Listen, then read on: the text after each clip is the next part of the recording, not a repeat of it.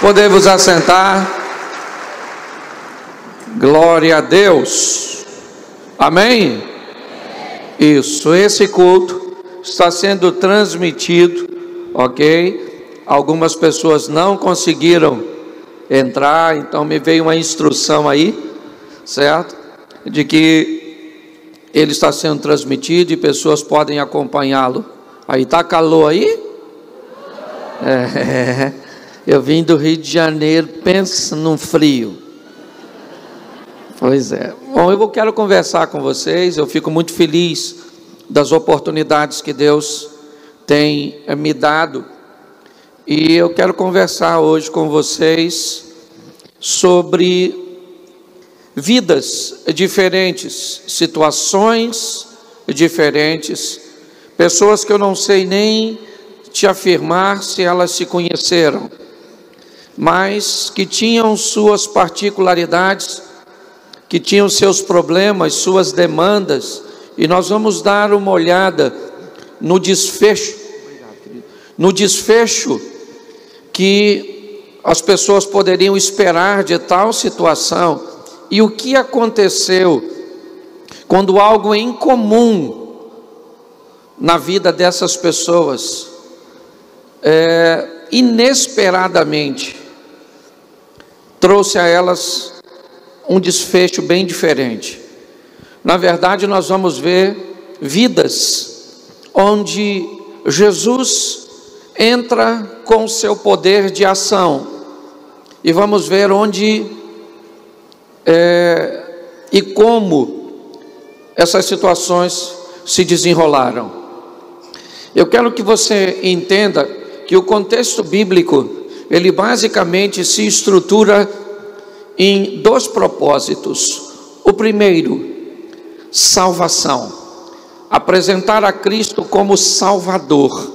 Entender que o homem tem uma dívida a ser paga, e ela só pode ser paga por Cristo Jesus.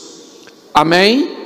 E ter seu nome escrito no livro da vida. Tem gente que não acredita em inferno, e eu tenho que respeitar, cada um acredita. Ah, pastor, categoria. Pois é, que tu tens certeza? Não, então vá com Jesus. Porque suponhamos, vamos trabalhar aqui uma hipótese. Suponhamos que morreu, acabou. Tu está com Jesus, acabou. Suponhamos que morreu, não acabou. Tem que prestar conta. Tu está com Jesus, se deu bem. Mas se tu morre sem Jesus e tem que prestar conta, aí vai passar por lá, quem é que vai estar lá? Jesus do lado de Deus, olhar para tu.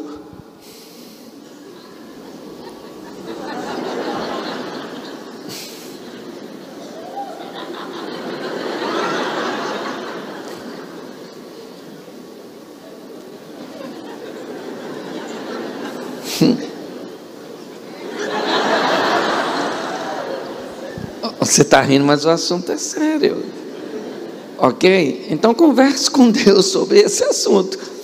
Mas além de Salvador, Ele também é Senhor, dono de nossa vida.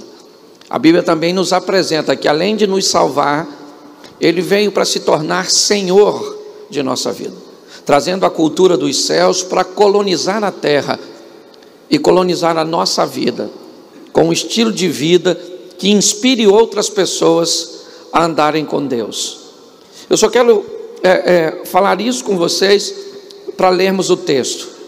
Quando nós vemos a história da luz na vida do homem, ela é uma história bem interessante, porque quando nós olhamos para o passado, nós descobrimos que a vida era totalmente diurna. Todas as vezes que escurecia, o homem perdia a possibilidade de ter praticamente todas as suas atividades. Assim que o sol se recolhia, o homem então tinha que se proteger dos animais, tinha que buscar abrigo para se defender, até que a luz aparecesse novamente no dia seguinte, e ele então continuasse a sua estrutura de vida, até que o homem foi capaz de descobrir o fogo, a luz. E inicialmente numa fogueira, ele descobriu que ao redor dela, ainda que fosse num percurso extremamente limitado, ele poderia ter algum tipo de atividade.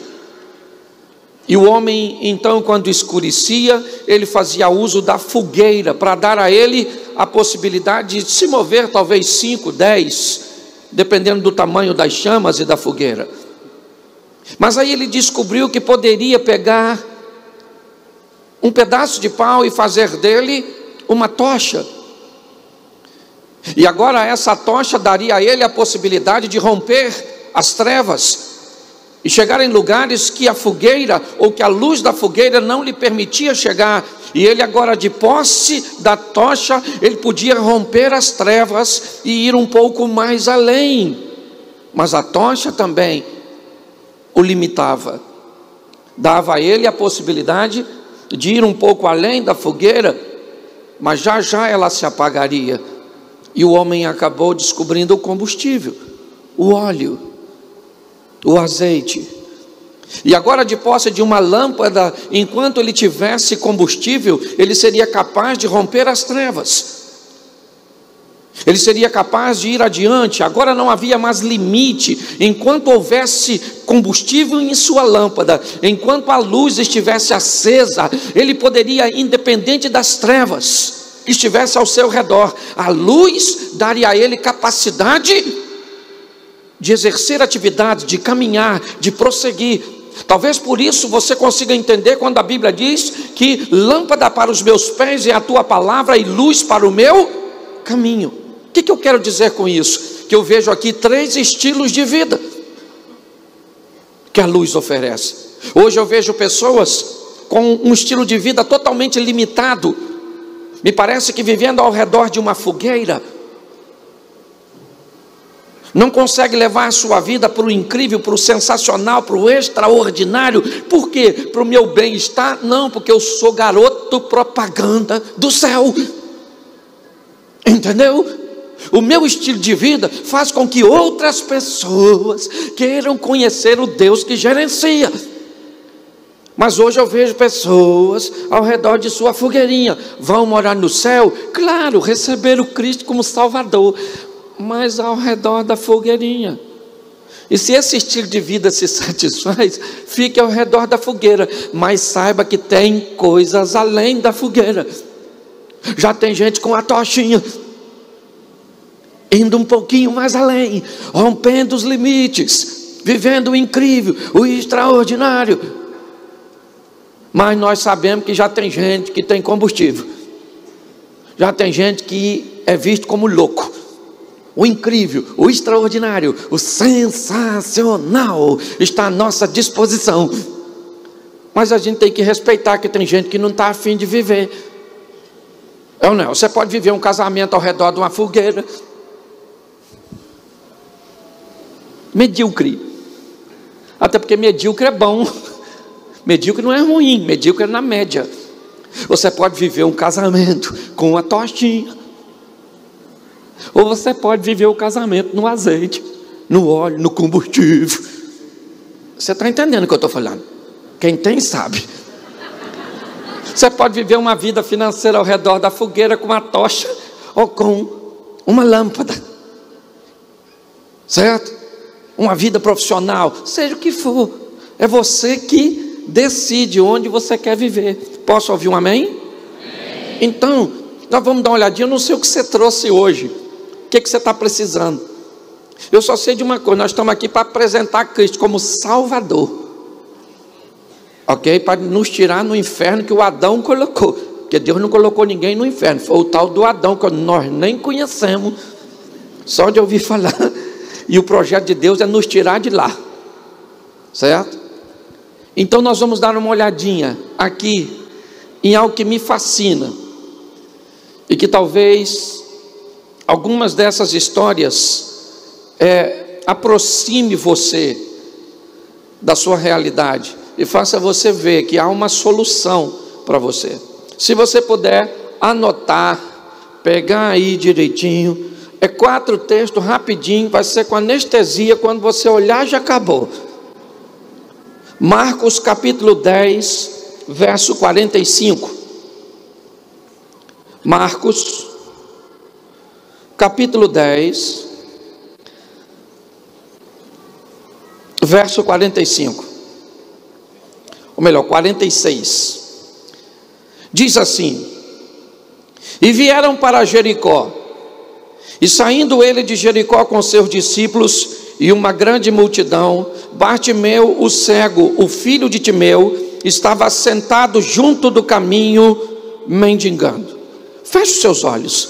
Senhor, continua falando conosco, por tua misericórdia, pelo teu cuidado, em nome de Jesus. Ó Deus, a igreja te pertence, o teu Espírito vai acrescentando à igreja aqueles que hão de salvar. Fala conosco, Senhor, em nome de Jesus, amém, glória a Deus, amém? Eu quero começar por esse texto, porque ele conta a história de um homem cego de nascença. Seu nome Bartimeu, morador da cidade de Jericó. Mas Bartimeu tinha um sonho, e eu pergunto a você, o que ele fez para ficar cego? Nada, ele nasceu cego. Bartimeu cresceu sobre uma cegueira, se tornou um homem cego, mas ele nunca perdeu a expectativa e o desejo de um dia conseguir enxergar.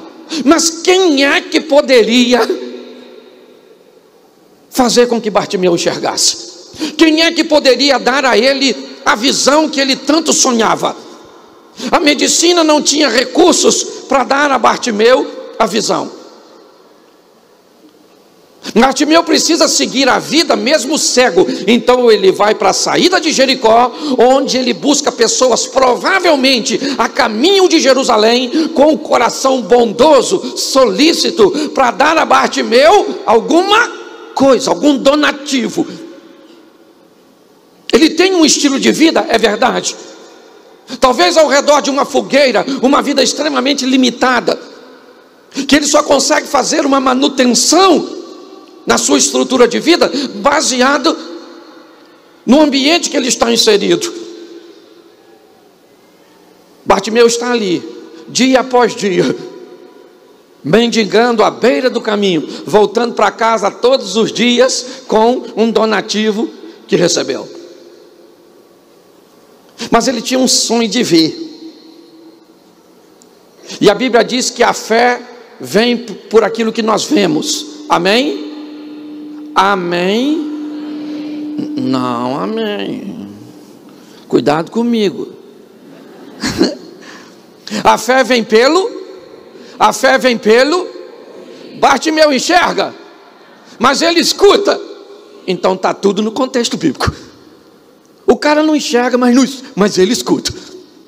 Ele não pode ver, mas tem gente falando que Jesus, o filho do José com a dona Maria, um carpinteiro, está arrebentando a boca do balão, fazendo umas curas, expulsando os demônios, multiplicando os pães. Jesus é o cara. Enganou-se Roberto Carlos. Ok? E Bartimeu está escutando tudo isso. Jesus está curando, Jesus está fazendo, Jesus, e aquilo começou a impregnar. Sabe por que você está aqui hoje?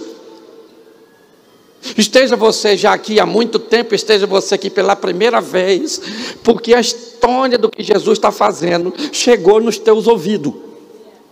A verdade é essa. Se você pensa que você veio aqui porque a igreja está inaugurando um novo espaço, isso é só desculpa que Deus criou. Ele gosta de fazer isso. Você pensa, não, eu vou lá hoje porque o pastor Cláudio tem nada a ver comigo. É entre você e Deus. Deus só criou uma desculpa para trazer você. Ah, foi um amigo meu que me trouxe. Mentira, foi Deus que usou esse amigo para te trazer. Ele estava de olho em tu já faz um tempão. Você nem sabia.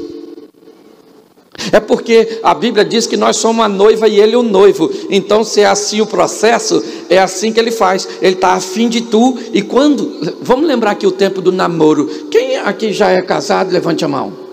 Isso. Lembra quando você namorou? Faz tempo, né? Pois é, mas era assim, se você tivesse afim de uma menina que você não conhecia, o que você fazia? Procurava alguém que conhecia e falava assim: estou afinzão dela, me apresenta aí, poxa, eu não é, me coloca no circuito. O que é isso? É a mesma coisa que Jesus faz. Isso, ele pega alguém que já conhece ele e conhece você e fala para essa pessoa: fala para ele de mim, fala para mim, estou afinzão dele. É por isso que você está aqui. Mas ele arruma um montão de desculpa, certo? O pastor Cláudio vai vir, a igreja está inaugurando, o fulano, tudo palhaçada, porque a história é entre você e ele. É assim que funciona. Quando nós olhamos para esse texto, o que nós vemos? Um homem que quer ver, mas quem é que pode dar a vista a Bartimeu? Aparentemente ninguém. É ou não é verdade? E agora ele está na beira do caminho, quando de repente um furdunço, um tumulto, né? Saindo de Jericó. Quem? O Nazareno, Jesus saindo da cidade. Imagino eu mais ou menos assim. É assim normalmente que anda quem tira onda. E para mim Jesus tirava onda. Aliás, tirava não, tira, porque está vivo.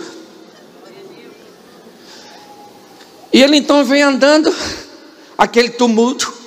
Bartimeu enxerga, sim ou não? Sim ou não? Mas ele? Então ele escutou e falou: o que está acontecendo aí? Alguém falou: Jesus está passando. Pensa, Bartimeu deve ter falado: ele está passando aí?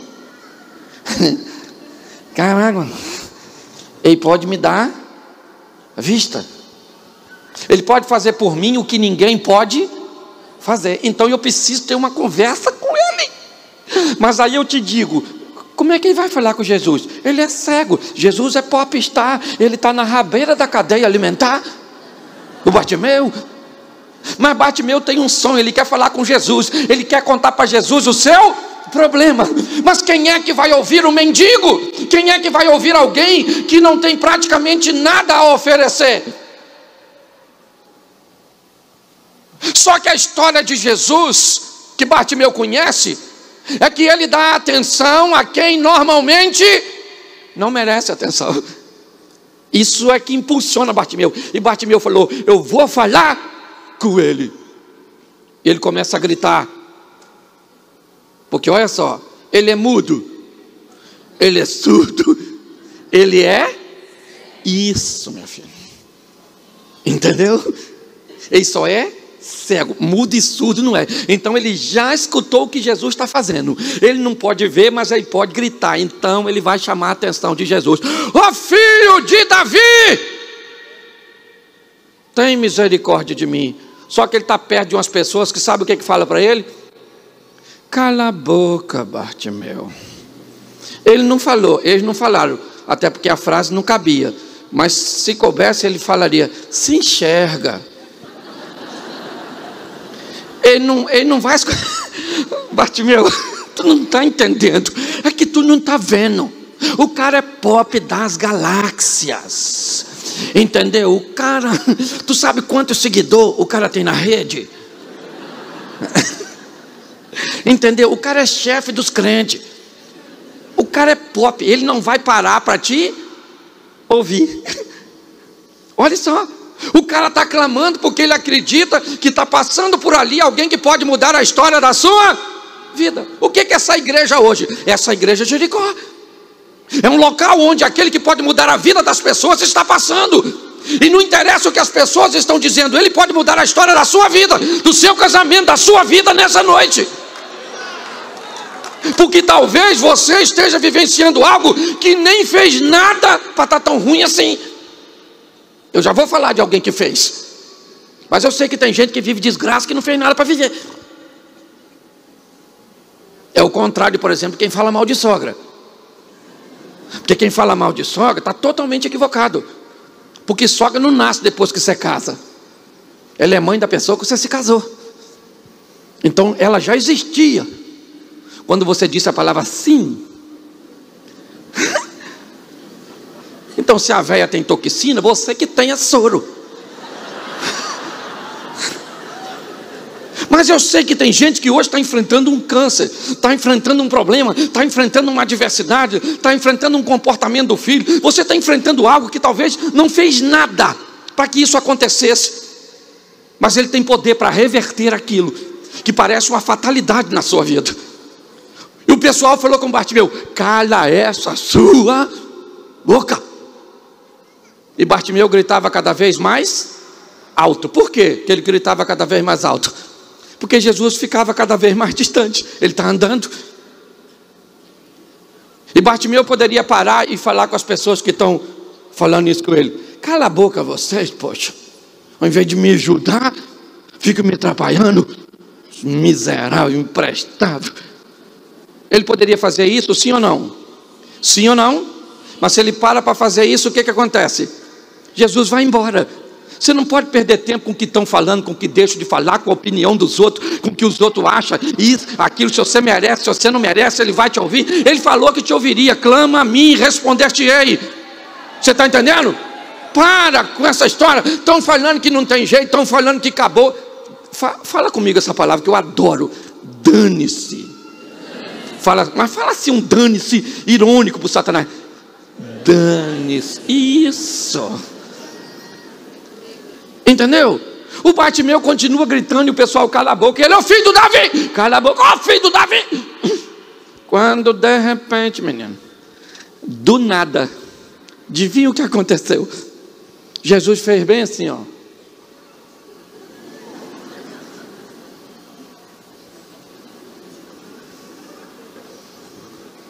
Alguém falou: por que parou? Parou por quê? Eu parei porque tem um cara me chamando. Mas quem é esse cara? Ele é dono de qual empresa? Ele faz o que na vida? Ele tem o que de dinheiro? É um cara que está falando: filho do Davi. Escuta só. Filho do Davi sou eu. Ele está me chamando. Vai lá e traz esse camarada aqui. Alguém foi lá e Bartimeu ainda continua gritando, porque ele não sabe que o pessoal está indo. Ó, filho do Davi! Eu imagino o cara falando: grita não, irmão, peraí, pô. Ele já te ouviu, já estou aqui. Vamos dar um pulinho lá. Bartimeu deve ter estendido a mão e falou: vamos lá, filho. Vamos lá. Ele está chamando, né? Furou a fila. Eu imagino a cara de quem estava andando atrás de Jesus um tempão, vendo Bartimeu. Dá licença, dá licença. Quem é? É o cara que está gritando aí que Jesus. Pô, mas eu cheguei aqui cedinho. Estou andando atrás dele um tempão, poxa. Pô, isso aí já é negócio de corrupção. Furando fila. Querido, não basta estar no bolo. Deus não olha para a aparência, Deus olha para o coração. Quer chamar a atenção de Deus? Ofereça a Ele um coração contrito e quebrantado. Você está entendendo? Esteja aqui hoje para mostrar para Ele o seu coração, a sua história, a sua vida, sabendo que Ele pode agir a seu respeito. Agora, o Bartimeu está onde ninguém achava que ele poderia estar. É ele e Jesus. Pensa. Ele em pé, ceguinho, e Jesus olhando. E aí Jesus faz uma pergunta para o Bartimeu, que na verdade eu acho que não tem nada a ver com Bartimeu, mas com as pessoas que estavam lá. Olha o que Jesus pergunta para o cego: o que queres? É que eu te faça. Gente, isso não é pergunta para fazer, pô. O que o cego quer? Ah, eu queria assim uma bengala sensorizada, um cão guia. Por que Jesus pergunta? Na verdade, o que Jesus está dizendo é para as pessoas, aquela multidão. Quando Jesus diz: o que você quer? Ele diz: eu só quero ver. Eu imagino Jesus olhando para todo mundo. Ele só quer ver. Alguém pode fazê-lo ver? Fica à vontade. Tem alguém aqui que pode resolver o problema dele? Então resolva. e as pessoas poderiam olhar, mas ninguém pode fazer alguém ver.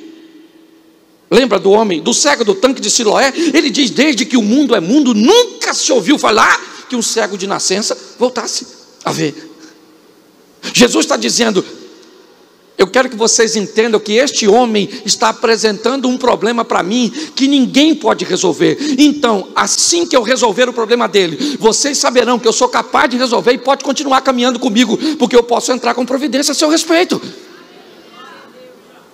Quando Jesus pergunta, ele diz: eu só quero ver. Eu imagino o pessoal: e agora? Jesus disse para ele assim: vai, a tua fé te... Espera aí, gente. O homem pediu para quê? Jesus falou: a tua fé te salvou. Aí queria ver. O que é isso? Isso é a salvação precedendo milagres. Eu não sei o que você está buscando, e pode buscar em Cristo, não tem problema nenhum. Agora tem algo que é mais precioso do que o milagre que você precisa: é ter seu nome escrito no livro da vida. Quando Jesus disse: a tua fé te salvou, eu imagino: salvou? Não é isso não, poxa. Eu queria era ver. Aí logo em seguida o Bartimeu viu. Sim ou não? Sim ou não? Isso. Aí ele viu e seguiu Jesus com alegria. Preste atenção. Bartimeu morreu cego? Sim ou não? Mas ele era para ter morrido cego? Tinha cura para o problema dele? Alguém podia resolver o problema dele? Mas ele teve um encontro com quem? E Jesus resolveu? Jesus resolveu? Então talvez seu problema não tenha solução para outras pessoas, mas para Cristo tem. Foi para isso que ele te trouxe hoje, para falar para você: essa mulher é ruim, mas é sua. Esse marido é uma praga, mas é seu. O seu filho não deu muito certo, a mistura entre você e sua mulher. Pois é, querido, é nitroglicerina pura, esses meninos. A sua empresa está falindo, a sua vida ministerial está acabando, a sua fé está esmorecendo, você pegou um câncer. Que palhaçada é essa? Você sabia que tem gente que vive 10 anos com câncer sem saber, e nem docente? É só descobrir que tem. Tem gente que pega o laudo e diz: rapaz, o médico falou: você tem esse câncer pelo menos há 6 anos, mas agora você vai morrer em mais ou menos 3 meses. Conversa com o câncer: ô câncer, você estava aqui dentro de mim 6 anos, eu não sentia nada. Vamos fazer o seguinte: fica aí pelo menos mais uns 6, depois nós fazemos uma reunião e prorroga o contrato. Você está rindo, mas o assunto é sério.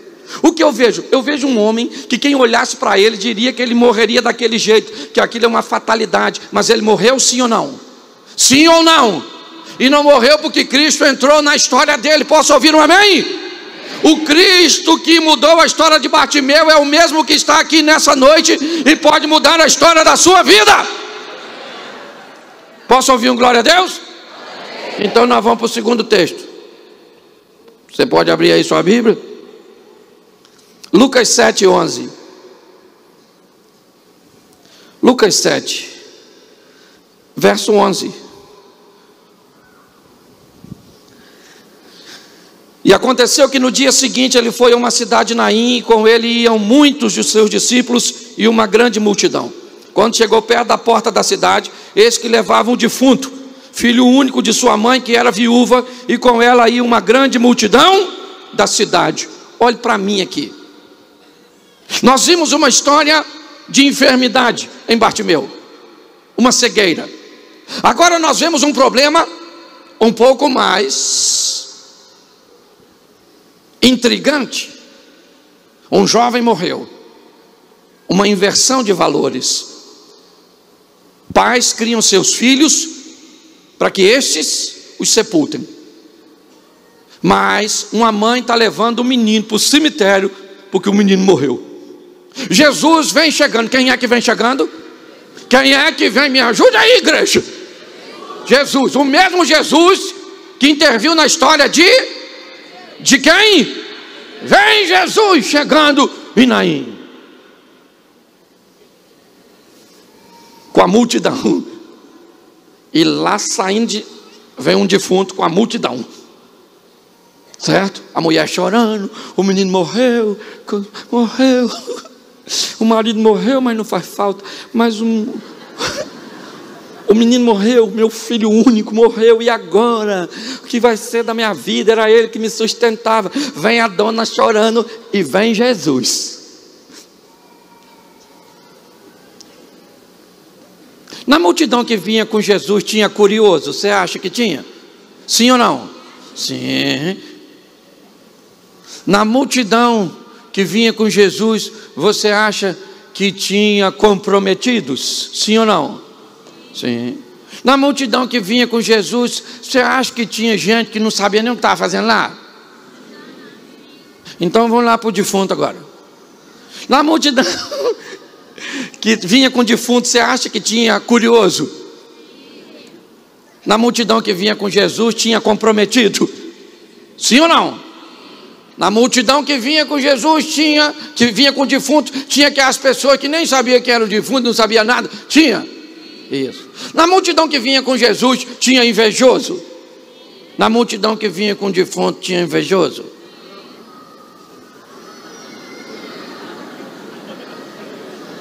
Na multidão que vinha com Jesus, tinha alguém que gostaria de estar no lugar de Jesus? Na multidão que vinha com o defunto, tinha alguém que queria estar no lugar do defunto? Não. Porque todo mundo quer ver Deus, mas ninguém quer morrer. As duas multidões se encontram, a mulher levando seu filho, seu futuro, para o sepulcro.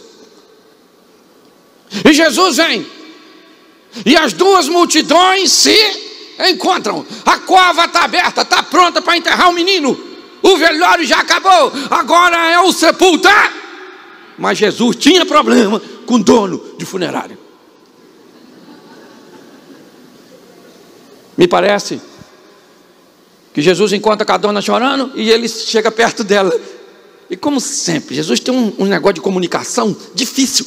Os outros perguntavam, ele não respondia, e perguntava em cima da pergunta dos outros.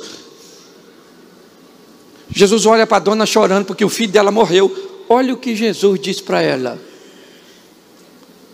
chora não. Chora não. Só insensibilidade. Chorar não. Alegrai-vos com os que se alegram, chorai com os. A Bíblia diz que há tempo de sorrir e há tempo de. O tempo dessa mulher é de alegria ou de choro? E ela tem que. O filho dela está morto. E Jesus olha para ela e diz: chora não. Ô, gente, eu aprendi uma coisa nessa vida: o importante não é o que você fala, e sim como. Jesus poderia falar para ela assim: chora não. Chora não, dona. Poxa, morreu seu garoto, né? Chato, menino. Poxa, menino, é de dar dó. Novo, né? Morreu de quê? Tem gente que quer fazer até autópsia. Foi assim que ele falou? Não. Ele também poderia falar: não chora não, dona. Molenga. Está pensando que seu filho foi o único que morreu hoje? Morreu muita gente. Foi assim que ele falou? Provavelmente não. Quando a mulher vem, eu imagino Jesus olhando para ela e falando assim: chega aí, dona. Chora não. Cheguei na parada. Cheguei. E aí quem é que vem passando? O defunto, carregado. Lógico, isso aqui não é The Walking Dead. Vem o defunto passando. Jesus então encosta a mão no defunto. Escuta aqui agora. Quem é que poderia resolver o problema daquela mulher? Diga para mim, quem? Não, além dele. Quem? Ninguém. Mas Jesus entra na história daquela mulher e daquele menino. E ele diz para ela não chorar, sim ou não? Mas quando o defunto está passando, ele põe a mão no esquife.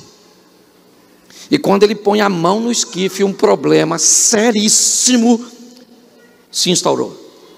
Ele é santo e acabou de ficar impuro, porque encostou a mão num defunto. As pessoas que o seguem estão querendo tocá-lo para ficar curada, como a história da mulher do fluxo sanguíneo. Mas quando Jesus diz à mulher não chore, e o defunto está passando, ele toca no defunto, ele está dizendo para a mulher e para todo mundo: a partir de agora o problema não é apenas dela, é meu também, eu entrei com ela nessa situação. Todo mundo para, o ambiente ficou confuso. Por quê? Porque Jesus não era parente dela. Ele está entrando na cidade, ela está saindo. Como é que alguém é capaz de se envolver de uma forma tão intensa na vida de um estranho? O que aquela mulher não sabe é que ela pode ser, ou que Jesus pode ser, um estranho para ela, mas ela é alguém que ele conhece muito bem. Quando Jesus conversa com a mulher samaritana, ele mostra para ela: você não sabe, se tu soubesse quem sou eu, mas eu sei quem é você. Você já teve 5 maridos, eu sei tudo da sua vida, eu sei o que você está atravessando, eu sei que por detrás desse sorriso tem dor. Jesus está falando conosco hoje. Você tem coisas que ninguém pode resolver. Você sabe pouco a meu respeito, mas eu sei tudo sobre você. Enquanto pessoas só sabem falar, Jesus diz a ela não chore, mas se envolve no problema dela, e todo mundo parou. Discípulo, a turma toda. O que foi? O Jesus tocou, todo mundo parou, e ele começa a conversar com o defunto. Tu acredita? Não sei se a pauta era: tá frio, sei lá, não sou obrigado a saber tudo. O defunto começa a conversar com Jesus. Eu confesso a você, se eu estou lá, eu ia saber assim dos outros. Porque se eu vou num velório que o defunto conversa com alguém, você vai me perdoar, eu sou pastor, mas eu não gosto disso não. Entendeu? Deixa eu te perguntar. O menino está sendo conduzido por sua mãe e uma multidão para onde? Para o cemitério. Está tudo aberto, está tudo preparado para receber. É algo irreversível, sabe? E agora eu imagino a mulher voltando para casa em Naim com o menino. Vamos voltar, filho, com mamãe. O pessoal chegando. Acabou o enterro rápido. Quem é aquele lá? É o filho da menina. Mas não morreu? Nossa, essa geração está tão difícil que não sabe nem morrer direito. Aliás, o grande problema da geração moderna é esse. Hoje nós estamos vendo investimento em coach. Eu não tenho problema nenhum com coach, viu? Tem problema nenhum. Eu só acho que tem coach para ensinar as pessoas a viver bem. Mas nós estamos precisando de uns coach, pastor, para ensinar as pessoas a morrer bem. Porque eu tenho descoberto que vida boa é daquelas pessoas que são capazes de morrer para o mundo e viver para Deus. Nós precisamos de uns coach que ensinem gente a morrer, mas morrer bem morto. Sabe, morrer com força. Então, se você quer ser coach, não seja coach para ensinar as pessoas a viver. Seja coach para ensinar as pessoas a morrer. Porque a hora que ela morrer direitinho, ela vai viver com Cristo, vai viver em glória, vai viver o sensacional. Então, se está querendo se formar em coach, e se forme, mas com habilidade para ensinar as pessoas a morrer.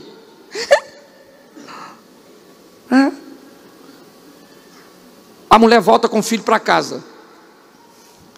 Por quê? Porque Jesus passou na história dela.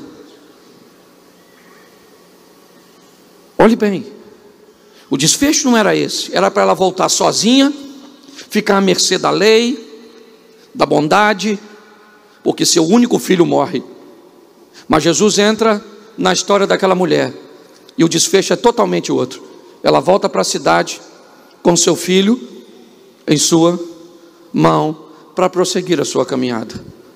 Nós temos que entender o poder que Ele tem de agir na nossa vida, de intervir de uma forma milagrosa, para que o impossível se torne viável.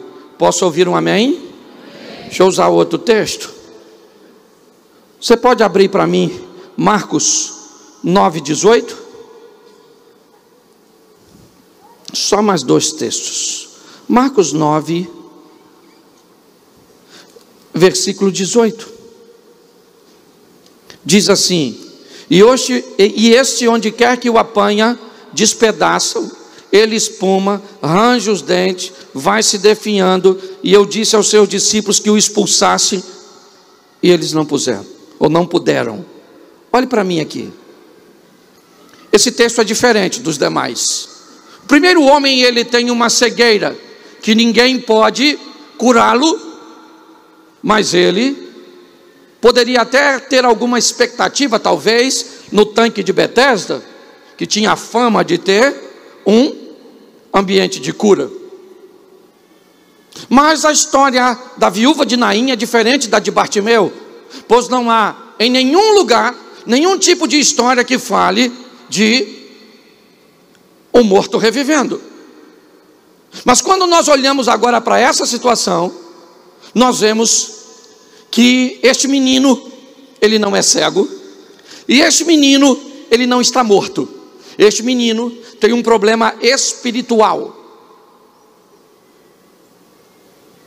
O texto conta a história de um homem que tem um menino que fica possesso por espíritos que tentam matá-lo, que tentam machucá-lo, que tentam feri-lo. E este homem anda buscando, não é de hoje, um lugar onde ele possa ver seu filho liberto. Uma libertação e um mover que não interessa quanto de dinheiro ele tem.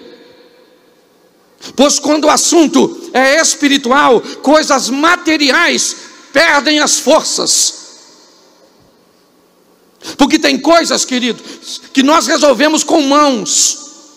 Mas tem coisas que mãos, que recursos humanos não são suficientes. Então são joelhos que resolvem.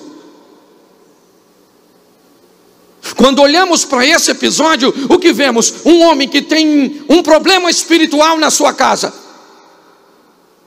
Talvez seu problema financeiro, ele seja de ordem espiritual. Sejam portas fechadas no ambiente espiritual. Você é um excelente gestor, você é alguém que tem um currículo impecável, você é alguém que tem uma disposição muito grande para trabalhar. Então por que é que essas portas não se abrem? Porque às vezes elas não estão fechadas por um ambiente humano, mas é por um ambiente espiritual. E quando olhamos essa história, é isso que vemos. Ele quer procurar Jesus, mas Jesus está no monte orando. E ele acha seus discípulos. O pai apresenta seu menino aos discípulos de Jesus, ou a maior parte deles, e diz para eles: eu estou com meu menino, que tem um espírito maligno. E os discípulos então começam a fazer um exorcismo no menino. Vão expulsar o demônio. O demônio não sai. O menino fica violento. O problema deste homem e de seu menino se torna algo público. As pessoas estão vendo a exposição de sua família, de sua intimidade. Aquilo virou um espetáculo, virou um show, e o demônio não sai do menino. E nesse ambiente caótico, Jesus chega, do mesmo jeito que chegou para Bartimeu, do mesmo jeito que se envolveu na vida da viúva de Naim.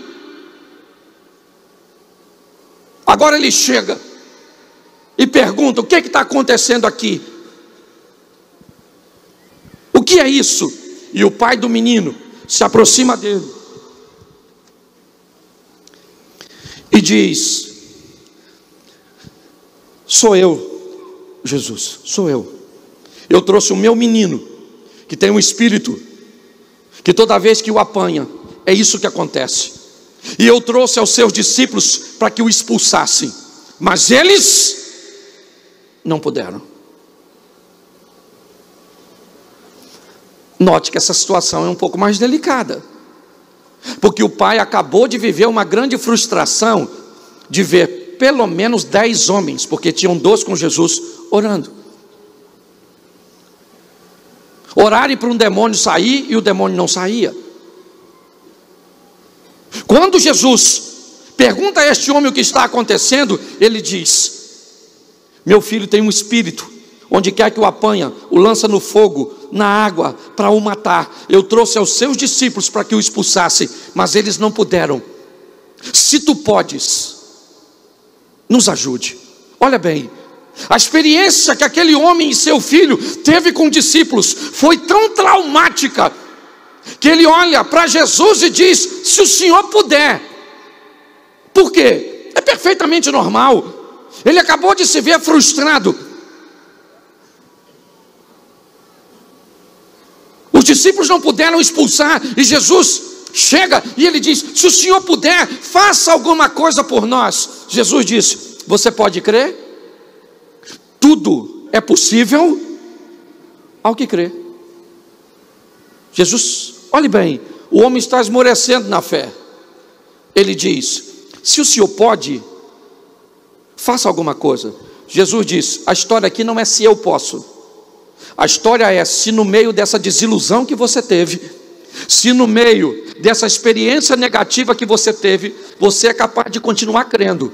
Porque se você vencer a incredulidade da experiência e as dores de seus traumas anteriores, eu sou capaz de fazer o seu futuro se tornar melhor.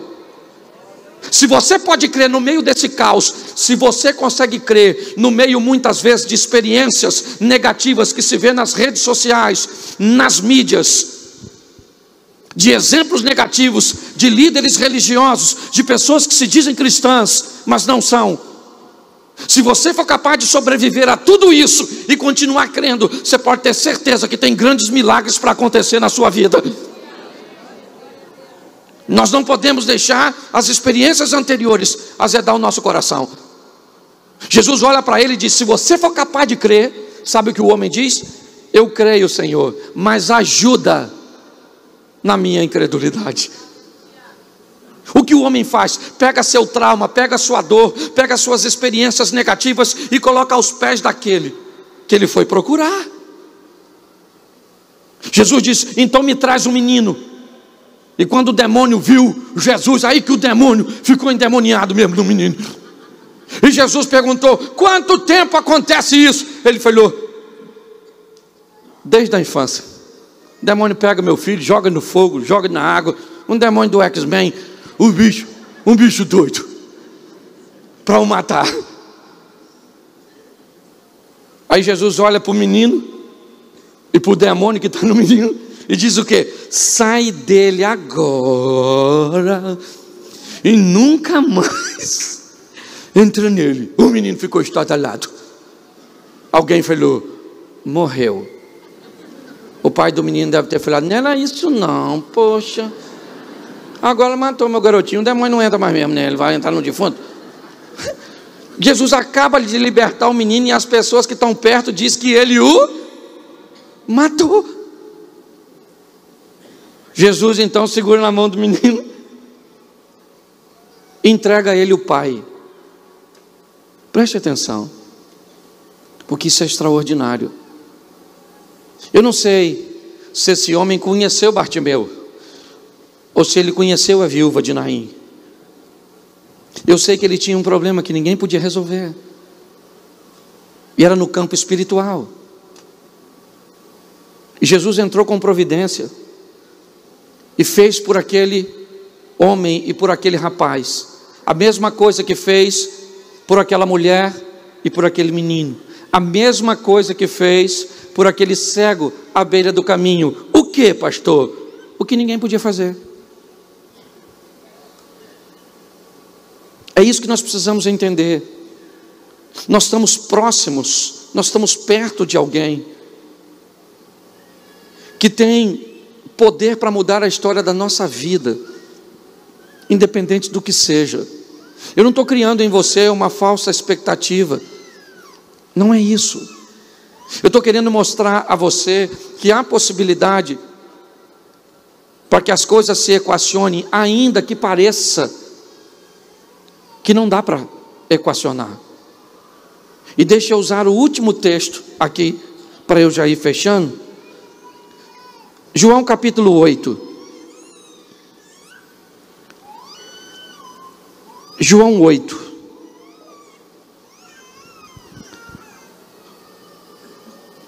Verso 4. E pondo-a no meio, disseram: mestre, essa mulher foi pega no próprio ato, adulterando, e na lei nos mandou Moisés que as tais sejam apedrejadas. Tu, pois, o que diz? Preste atenção nisso aqui. O texto diz que Jesus estava no Monte das Oliveiras orando, e pela manhã ele foi para o templo. O texto diz que perto do Monte das Oliveiras, uma mulher também passou a noite, mas não foi orando, foi fazendo aquele negócio, sabe o que é, né? Aquele negócio que os casados faz pouco. Tá rindo de mim ou de tu? A mulher passou a noite no cerol. Ok? Tá bom. Com um homem que não era dela. A lei de Moisés diz que esse tipo de comportamento era passivo de sentença de morte por apedrejar. Pergunto eu a você agora, querida e querido, essa mulher sabia que esse negócio ia dar ruim? Sabia não? Claro que ela sabia. A dona sabia. Só que como ela nunca foi pega antes, ela achou que ia dar certo sempre. Entende? E se ela fosse pega, faria como a maioria de todos fazem. Foi a primeira vez que eu fiz. Mentira. Uma dona solícita. Ela vai ser apedrejada, sim ou não? Sim ou não? Sim, ela vai ser. Vão levar ela para tacar pedra nela. Perguntinha básica para tu: ela merece? Sim ou não? Claro que merece, porque tem coisa que a gente merece, porque fomos nós que procuramos. Diferente da cegueira do Bartimeu, da morte do menino e do demônio do outro garotinho, tem coisa que a culpa, fala para quem está do seu lado, tem coisa que a culpa é tua mesmo, e não me olha com essa cara de inocente, porque tem coisa que somos nós que procuramos, sim ou não? Sim ou não? Sim. Tem crise no casamento que fomos nós que procuramos. Tem comportamento de filhos que fomos nós que procuramos. Tem dívidas que fomos nós que procuramos. Tem doença que fomos nós que procuramos. Sim. O cara fuma. Um enfisema pulmonar. Nossa, Satanás está furioso. Querido, o cara fumou a vida inteira, se converteu, descobriu que tinha um câncer no pulmão. Nossa, o inimigo, falei, não, querido, mas eu estou com Jesus. Eu falei, você é o seguinte, o coração é de Jesus, o pulmão era da Souza Cruz. Era assim. Porque tem gente vivendo o reflexo daquilo que está fazendo. Às vezes você está colhendo nada mais, nada menos do que você está plantando. Você é o culpado, não tente culpar o Satanás. Entendeu? Tem gente que tudo é o diabo. O diabo me endividou. Me mostra seu cartão. O que o Satanás comprou, eu pago. Eu estou falando, eu estou brincando não. Se o diabo entrou no seu cartão e comprou tridente, galinha preta, esses troços assim, capa vermelha, eu pago. Porque tem gente que administra tão mal sua vida que o diabo fica olhando para aprender. O diabo fala, caraca, vou ficar aqui um pouquinho aqui, que esse cara tem umas ideias boas pra caramba. A mulher sabia ou não sabia? Sabia ou não sabia? Ela merecia ser apedrejada, sim ou não? Sim ou não? Sim, porque tem coisa que a gente merece. Merece ou não merece? Merece. Você, quando é ignorante com a sua mulher, você merece. Você, quando não tem tempo para seu filho, você merece. Tem coisa que a gente merece, gente. A gente merece. A gente não tem coragem de falar que merece, mas a gente merece. E a mulher merecia, não merecia? Então vão tacar pedra nela, porque até o homem que ela arrumou é frouxo, porque ela vai ser apedrejada sozinha e o cara, ó. E vai ela, sei lá se estava seminua porque foi pego em flagrante. Jesus nem olha para ela quando chega lá. Não sei se é para não deixar ela sem graça. Eu imagino o pessoal falando: vamos dar uma pedrada nela. Cara, o que é aquilo lá? É uma mulher adúltera que está sendo e vai ser apedrejada. Vamos lá, apedrejar a mulher adúltera, né? Sem vergonha. Isso. Vamos lá dar uma pedrada nela. No meio da multidão devia ter uns adolescentes jovens, solteiros, não devia? Que devia estar olhando para a mulher e falando: pô, os pedreja não, pô. A dona tão maneira, pô, assim, né? É uma perda muito grande. Também devia ter mulher lá, sim ou não? A mulher deveria falar o quê? Taca a pedra nessa magrinha sem vergonha. Devia ter homem também, devia ou não devia? Falando: não quero me meter nisso, negócio de pedrejamento. Devia ter uns idosos assim, uns homens bem idosos. Taca a pedra na dona mesmo. Não faço mais nada, me dá raiva de saber que os outros fazem. O que eu quero que você entenda é que a multidão está lá. Todo mundo com seu julgamento na mão de alguém que tem um estilo de vida errado e que fez escolhas que as puseram onde ela está. Mas no caminho alguém tem uma ideia muito ruim. Vamos levar essa pessoa para Jesus? Essa mulher adúltera? Vamos levar para Jesus. Eles deviam saber o que aconteceu com o Bartimeu, o que aconteceu com o filho da viúva e o que aconteceu com o endemoniadinho. Do Eckerman lá. É ou não é? Escute só, que se soubesse não levava. Alguém falou: vamos levar essa mulher para Jesus e vamos perguntar a ele se nós podemos apedrejar ela. Ele não precisava da opinião de Jesus. Ele já tinha uma lei de Moisés, sim ou não? Mas eles foram levar lá. Por quê? O que eles estão pensando, gente? Se nós levarmos para Jesus e perguntar a ele, e ele falar: pode tacar pedra, o que nós vamos fazer? Nós vamos apedrejar a mulher, vamos voltar e vamos falar que ele prega amor, mas mandou matar a mulher. E se ele falar para não tacar pedra nela? Vamos acusar ele de blasfêmio e vamos tacar pedra nele também. Alguém falou: caraca, ele não tem saída. Genial. Levaram lá, chegaram lá, jogaram a dona assim.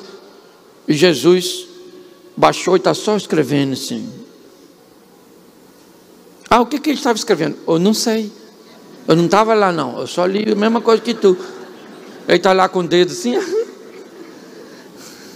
E alguém falou: Jesus, taca a pedra nela ou não taca? Taca ou não taca? E Jesus está... Taca ou não taca, Jesus? Taca ou não taca? Taca ou não taca? Fala aí, poxa. Jesus levantou.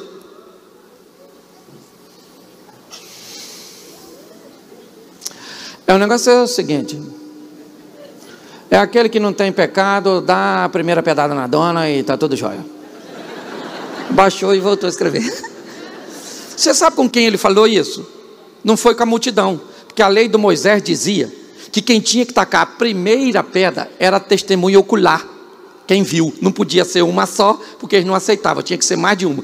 Quando Jesus disse: atire a primeira pedra, ele está falando só com uma classe de pessoas no meio daquela multidão. Quem? Quem viu. Aí olha o que Jesus disse: aquele que não tem pecado, atire a primeira pedra. A lei dizia que se alguém testemunhasse de forma incorreta, estava debaixo da mesma pena. Ou seja, quando Jesus diz quem não tem pecado, comunidade pequena, um olhando para o outro. Ele falou que não tem pecado, né?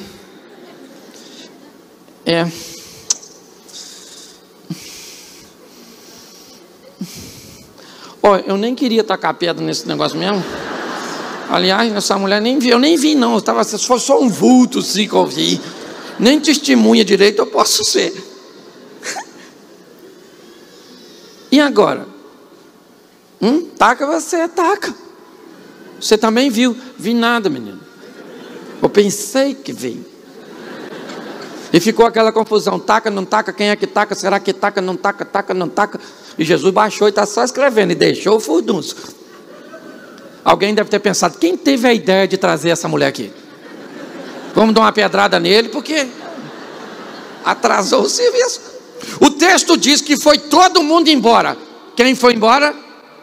Quem foi embora? Ficando somente Jesus e a... Porque quando Jesus disse, aquele que não tem pecado, discípulo, todo mundo embora, ficou ele e a dona. E ele assim, ó, esse cara sou eu. Aí ele levanta, olhou para a mulher, falou, e aí, dona? Não era um montão de gente para te acusar e só eu para te defender? Onde estão os teus acusadores? Ela falou, ninguém me acusou não, Jesus. Eis tudo tem. Eis tudo tem, Jesus. Eles também tinham pecado, eu nem sabia, não. Amanhã eu vou passar na frente da casa dele. Eu vou falar, não me tacou porque tem, não é?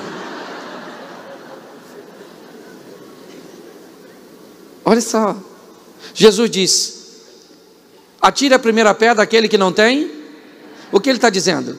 O único aqui que pode apedrejar a senhora sou eu. E eu não vou apedrejar a senhora, eu vou dar mais uma oportunidade. Agora a senhora sai daqui e pare de ser vergonhice. Arruma um homem para a senhora. Foi isso que ele falou, noutra tradução, mas foi. Deixa eu te falar, essa mulher foi apedrejada? O menino ficou endemoniado? O filho da viúva de Naim enterrou naquele dia? E o Bartimeu ficou cego?